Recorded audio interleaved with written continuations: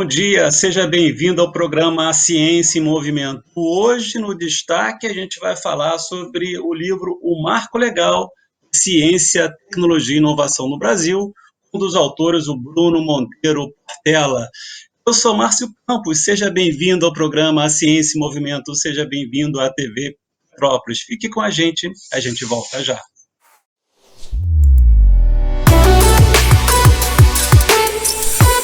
Assista também pelo YouTube. Em tempos de pandemia, a eficácia da prática de atividades físicas já foi mais do que comprovada. E para cuidar da sua saúde, você pode contar com a Corper. Com 3 unidades instaladas na cidade, a Corper conta com um time de profissionais capacitados para cuidar da sua saúde e lhe ajudar a alcançar seus objetivos. Aqui vocês encontram ambientes modernos, com novos equipamentos para musculação e aeróbico. Além, é claro, das famosas aulas coletivas, que incluem ritmos, bike indoor, jumping, step fit, ginástica carioca, fit dance, entre outras. Na Corper você encontra também nutricionista e excelentes avaliadores físicos que vão dar um up nos seus treinos. Nossas unidades possuem ainda estacionamento gratuito e amplo, com horário de funcionamento de domingo a domingo e com uma novidade, aos sábados funcionamento no período da tarde e noite. Tudo isso alinhado a um valor bem baixinho. Planos a partir de R$ 74,00, é isso mesmo, surpreenda-se, a partir de R$ 74,00. Estamos seguindo todos os protocolos de higiene para que seu treino seja realizado de forma segura.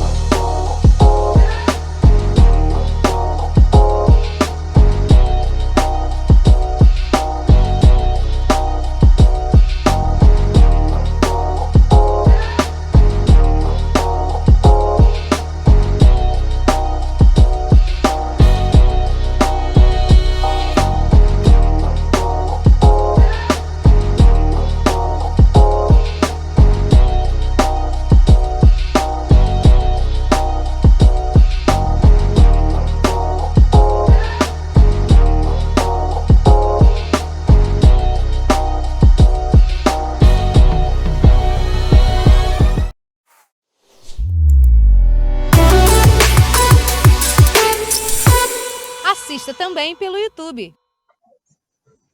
Estamos de volta com o programa Ciência em Movimento e hoje entrevistando o Bruno Monteiro Portela, que é secretário especial adjunto da Secretaria Especial de Produtividade, Emprego e Competitividade do Ministério da Economia, procurador federal, membro da Advocacia Geral da União, pós-graduado em Direito Público pela Universidade de Brasília, MBA em Gestão Pública pela Fundação Getúlio Vargas e bacharel em Direito pela Universidade de Fortaleza. A Portela também é consultor jurídico do Ministério de Indústria, Comércio Exterior e Serviço, o Conjur MDIC, e o Ministério de Ciência, Tecnologia e Inovações, o Conjur MCTIC, conselheiro fiscal do Banco Nacional de Desenvolvimento Econômico e Social, o BNDES, da empresa binacional Alcântara Ciclone Space, da Agência Brasileira de Desenvolvimento Industrial, a BDI. Seja bem-vindo, Bruno. É um prazer tê-lo aqui com a gente. Vamos falar sobre o livro O Marco Legal de Ciência, Tecnologia e Inovação no Brasil, que você é um dos autores, junto com Caio Márcio Melo Barbosa, Leopoldo Gomes Muraro e Rafael Bo. A gente tem contado aqui no programa, Bruno, muita coisa sobre o novo Marco Legal de Ciência, Tecnologia e Inovação, essa oportunidade que surge para os estados e, particularmente, para os municípios. A gente tem trazido muita informação sobre isso, e você aí, como um dos atores chaves no processo de consolidação desse marco, vai falar um pouco para a gente da importância do Marco Legal de Ciência, Tecnologia e Inovação no país. Qual a importância desse marco, Bruno? Seja bem-vindo ao programa. Perfeito, Márcio. Inicialmente gostaria de agradecer o convite para participar desse programa. Ciência em Movimento tem tudo a ver, tem pertinência total com o nosso livro e com o nosso trabalho do dia a dia. Eu agradeço também à Rede Petrópolis por oportunizar a gente falar sobre o tema aqui.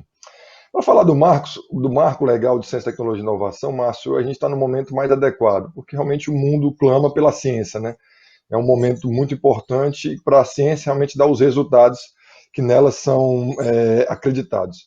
Então, o marco legal de ciência, tecnologia e inovação, ele não é de hoje, ele é um tema que foi discutido desde 2004, é a lei, né?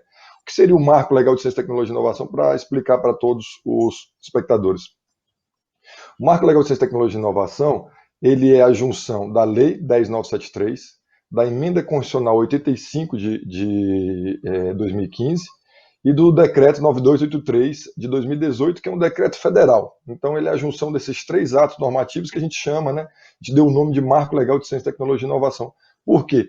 Porque ele vai nas três esferas normativas, três esferas não é nem legais, né, mas normativas, porque você vem da Constituição, com a emenda constitucional 85, depois você vem com a lei 10.973, e depois você vem com um ato infralegal, que é o decreto 9283, e a gente faz até isso, que é a pirâmide de Kelsen, né, de Hans Kelsen, que é que dá força normativa, né, da base para o ápice da pirâmide.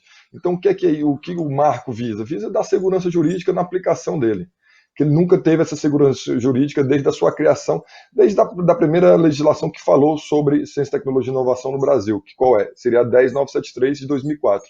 Então, a lei ela é de 2004, mas ela foi aperfeiçoada, ela teve uma segurança jurídica a partir da emenda constitucional 85 de 2015 e com um decreto também a nível federal para procedimentalizá-la, né, para poder utilizar com tranquilidade, para que o gestor, né, o operador dela, e até a iniciativa privada que também utiliza a legislação, pudesse ter segurança jurídica, né, em razão de ter uma normativa, uma norma que tratasse dos detalhes. E isso realmente é bem importante, e foi isso que a gente quis fazer por meio do decreto 9283.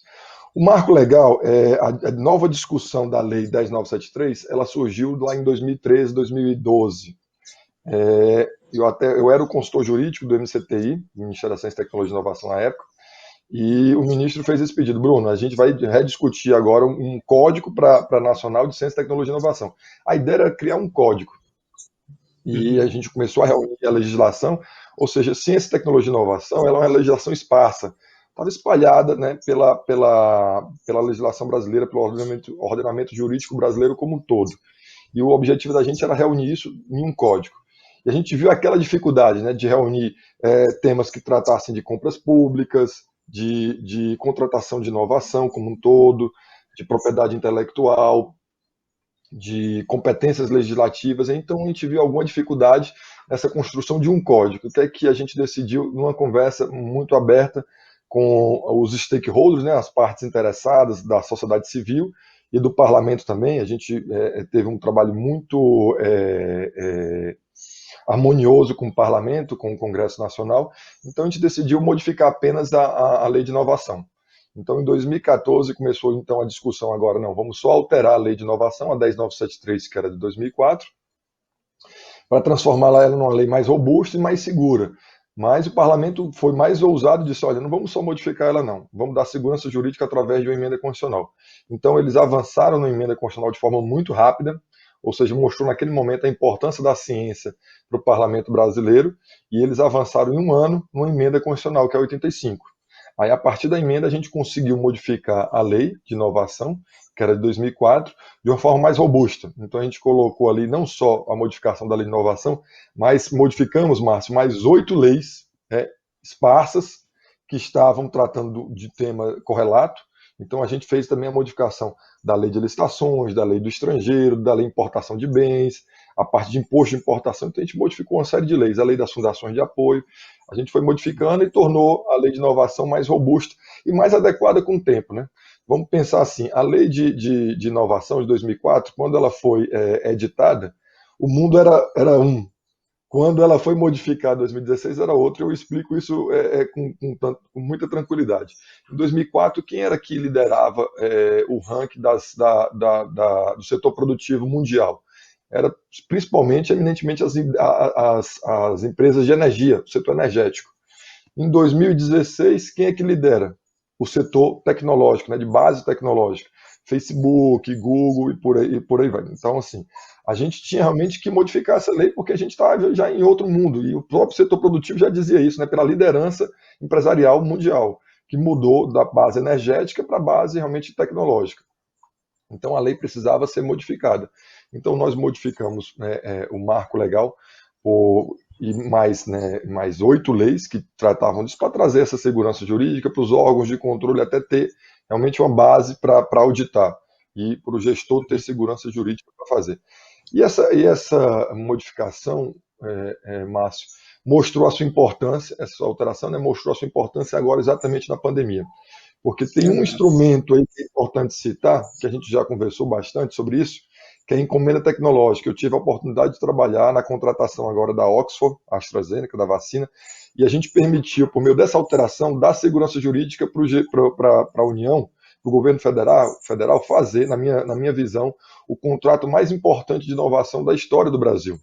Nós assinamos o contrato, eu tive a felicidade e a honra de participar desse contrato, levei o desenho jurídico para o governo federal, que foi aceito, e a gente tinha legislação, né, em razão dessas modificações que nós fizemos lá atrás, em 2015, 16 e 18, nós tínhamos hoje legislação para contratar esse tipo de inovação, aquela inovação que exige um risco tecnológico, que não tem no mercado, não tem na prateleira, e nós fizemos isso porque a legislação já permitia, que é a encomenda tecnológica da vacina de Oxford AstraZeneca. Vocês terem noção, na América Latina, né, nenhum país possui legislação como a nossa, tão vanguardista, tão atualizada, tão adequada para esse tipo de compra, que a compra de inovação tem risco tecnológico. Pode acontecer, né, o objeto pode ser entregue ou não, mas isso tem que estar posto no contrato e isso a legislação permite. Então nós conseguimos comprar, foi o primeiro país a comprar da América Latina inovação, né, de uma forma segura. Nós fizemos isso. Bruno, eu quero conversar um pouco mais com você a respeito dessa encomenda tecnológica e compras públicas de inovação que permitiu ao Estado, eu tenho comentado muito sobre isso nos programas, o Estado comprar inovação. Muita gente não entende esse conceito, né? Assim, que a gente está acostumado a comprar água, cimento, pedra, né? Esses itens que para fazer obra. Cadeira, mesa, fazer um prédio. Isso tudo né? E a gente não entende. Compra tradicional. A gente não entende, às vezes, quando fala assim, não, o Estado agora pode comprar inovação. O que é isso? É isso que a gente vai falar no próximo bloco. Vamos fazer um breve intervalo. Voltamos já.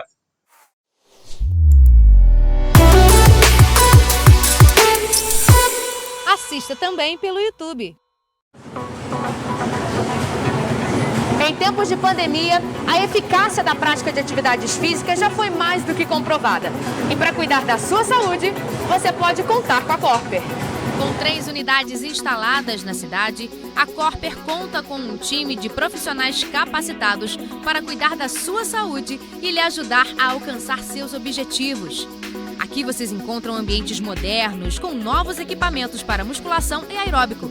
Além, é claro, das famosas aulas coletivas, que incluem ritmos, bike indoor, jumping, step fit, ginástica carioca, fit dance, entre outras. Na Corper você encontra também nutricionista e excelentes avaliadores físicos que vão dar um up nos seus treinos. Nossas unidades possuem ainda estacionamento gratuito e amplo, com horário de funcionamento de domingo a domingo e com uma novidade, aos sábados funcionamento no período da tarde e noite. Tudo isso alinhado a um valor bem baixinho. Planos a partir de R$ 74,00, é isso mesmo, surpreenda-se, a partir de R$ 74,00. Estamos seguindo todos os protocolos de higiene para que seu treino seja realizado de forma segura. Seu negócio teve que fechar as portas? Tá difícil anunciar a venda pela internet? Calma, nós podemos te ajudar.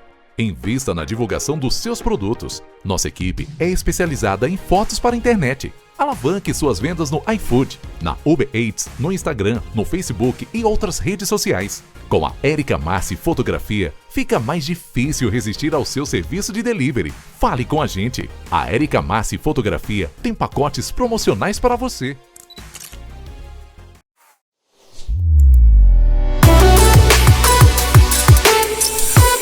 Assista também pelo YouTube. Estamos de volta no Programa Ciência e Movimento, na TV Petrópolis, entrevistando Bruno Monteiro Portela. Estamos falando sobre o livro O Marco Legal de Ciência, Tecnologia e Inovação no Brasil. Bruno Portela é um dos autores, junto com Caio Márcio Mello Barbosa, Leopoldo Gomes Muraro e Rafael Dubô. A gente estava comentando, Bruno, aí antes do intervalo, justamente essa diferença hoje que o Marco Legal permitiu, justamente o Estado, o município e a União comprarem inovação, né, através de encomendas tecnológicas e compras públicas de inovação. O que é isso, Bruno? Então vamos lá, Márcio. É uma boa pergunta para o momento. Nós temos uma legislação, né, que era para permitir a compra de inovação desde 2004, que é a Lei 10.973 que a gente está tratando aqui, que é a Lei de Inovação, a chamada Lei de Inovação. E de 2004 até 2019 a gente não comprava inovação. O que a gente comprava era produtos que já estavam no mercado, que já tinham na prateleira, como a gente fala, né? Então a gente só fazia compra tradicional. E o que a gente fez, né, a parte da modificação, eu trabalhei diretamente na legislação, nós fizemos no parlamento foi modificar essa perspectiva e abrir a oportunidade de comprar inovação. Inovação é um produto que não está no mercado, é ali o produto que está na fronteira do conhecimento, na fronteira da arte ali, né? Então, que não existe, como a própria vacina do Covid. A gente sempre colocou, inclusive no livro tinha isso, antes de contratar a vacina de Oxford, a gente sempre falou, né, que o grande exemplo de uma compra de inovação seria uma vacina, né, para uma doença que poderia existir, que é a dengue. Então, com certeza é uma compra de inovação porque não existe, né? Então, compra de inovação é aquilo que exige um risco tecnológico porque pode não dar certo, mas que a legislação vai permitir ao gestor correr esse risco, né? Correr esse risco e para que ele invista também em P&D, que é pesquisa e desenvolvimento, para que aquela compra aconteça. Nós temos hoje, Márcio, o Estado brasileiro, aí como um todo, pegando todos os entes políticos, União, estados e municípios, gastam 15% do seu PIB em compras públicas que eu digo geral. Se ele investisse em 1% dessas compras públicas, a gente já teria um grande retorno na área de inovação, na área da ciência brasileira. Por que eu digo isso? Hoje, 15% do PIB brasileiro está chegando aí a entre 600 e 800 bilhões de reais. A gente colocar 1% ali, a gente estaria indo também na mesma linha dos grandes países, os países desenvolvidos, os líderes de inovação, que é investir boa parte do seu PIB ou das compras públicas na área de inovação. Nós tivemos um movimento lá atrás, depois da lei de licitações, para compras públicas verdes, né, sustentáveis. Agora, acredito que a gente está no movimento de compras públicas de inovação, até para a gente fomentar a ciência dentro do Brasil, fomentar os nossos pesquisadores brasileiros e deixar de ser um país de commodities, né, apenas de commodities. Vamos continuar sendo um país de commodities, mas também de inovação, que e adensar a nossa cadeia produtiva. Até eu brinco com uma frase do Silvio Meira, que é o fundador de um importante ecossistema de inovação, que é o Porto Digital de Recife, que ele fala que nós precisamos de novas e melhores notas fiscais. Então, com compras públicas de inovação, a gente vai conseguir esse objetivo. Nós vamos alcançar esse objetivo porque nós vamos fomentar a ciência, a tecnologia e inovação no país, utilizando dinheiro público, né, para desenvolver inovação e pesquisa no país, no Brasil. Então, compra pública de inovação é isso. É aquilo que gera risco, aquilo que não existe, ou aquilo até que pode existir. Mas a gente não vai partir de algo existente, a gente vai partir de uma pesquisa, de desenvolvimento feito no próprio país ou na própria contratação, a partir da própria contratação. Bruno, um dos pontos que me chama a atenção nesse novo marco é justamente o município, porque até então a gente está sempre focado no Estado. Então, o Sistema Nacional de Ciência e Tecnologia, né, o CNPq, a CAPES, tudo isso focado no Estado brasileiro. A lei de inovação isso chegou até, vamos dizer, aos estados, Rio de Janeiro, né, São Paulo, mas agora chega no município. Isso muda em termos de lógica de ação no país? Perfeito, Márcio. Boa provocação. Assim, a gente até tem no livro um capítulo específico que a gente trata de competências legislativas e administrativas. O que seria isso? A gente fala da competência legislativa dos entes políticos, União, Estados e Municípios, e das competências administrativas dos entes políticos, né, União, Estado e Município. Pasmem, mas a legislação de inovação não avançou como a gente gostaria nos estados. Hoje nós temos, acredito que no máximo, 10 estados com legislação própria de inovação, né? Ou seja, a Constituição colocou como competência concorrente para os estados e municípios tratarem da área de inovação específica do estado do Rio de Janeiro, e no caso de Petrópolis, Maricá, os municípios do Rio, né? Então, Niterói. Hoje, os municípios podem falar, e isso a Constituição colocou com muita força, e cabe destacar, a Emenda Constitucional 85 veio para falar isso. Olha, município, você tem responsabilidade sobre a inovação no seu ambiente, e utilize da sua competência. A gente fala que a competência do município é local, né? Então, o município olha com mais profundidade o seu espaço ali. Então, ele tem condições hoje e ele tem competência constitucional para tratar de inovação. Então, todos os municípios devem procurar elaborar a sua legislação de inovação. Como é que ele vai ver a inovação dentro do município, né? Quais são as características, as peculiaridades do município para ele elaborar uma lei de inovação adequada para o município, com aquela vocação tecnológica do município. Isso, eu até falo assim, é preocupante porque os estados não avançaram nisso, né? A maioria dos estados não avançou, nós temos 27, então não avançaram. E os municípios precisam avançar, porque é uma competência concorrente, e o que não foi tratado na lei de inovação pode ser tratado ou pelos estados ou pelos municípios, ou seja, eles podem acrescer o que foi tratado ali e tratar de forma adequada e peculiar a sua situação, né? A sua característica própria. Então, hoje, os municípios podem sim fazer de inovação, e a gente fomenta isso, porque vai dar uma cara, vai dar um olhar muito especial do que é importante para o município. Bruno, a gente está encerrando o programa aí, daqui a alguns minutinhos. Queria que você falasse, então, desse papo que nós estamos tendo, do livro O Marco Legal de Ciência, Tecnologia e Inovação, o que o leitor vai encontrar nesse livro?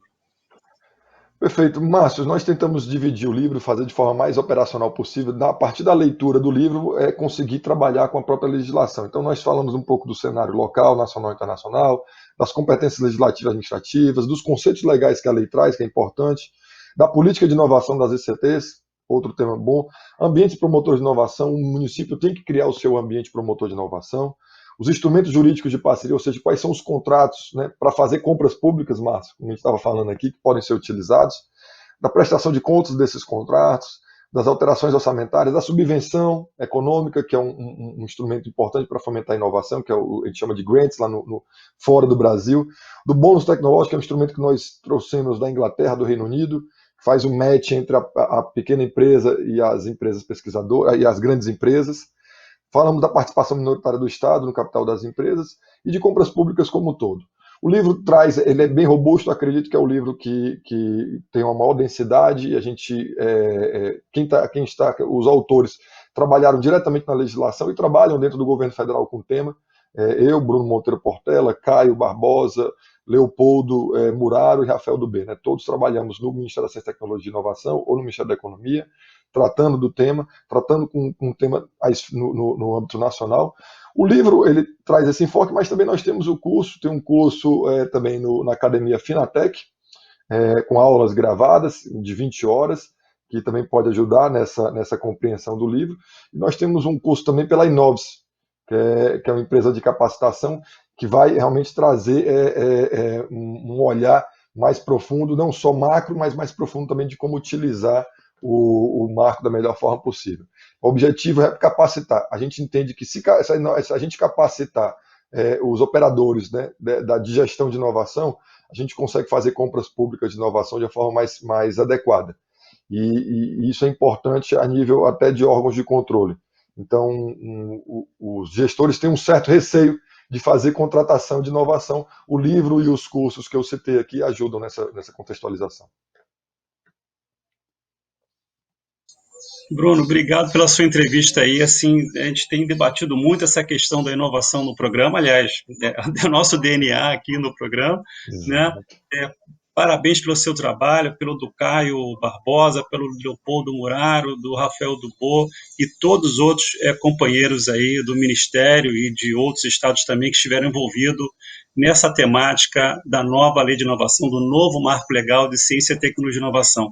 Obrigado pela sua entrevista e, se assim, quando der, a gente faz outra, né? Para falar mais sobre esse tema tão empolgante, né? Eu agradeço mais uma vez o convite do Ciência em Movimento, estou à disposição. É um grande prazer. Obrigado, Bruno. Obrigado a todos que nos assistiram. Até a próxima. Um forte abraço. Tchau.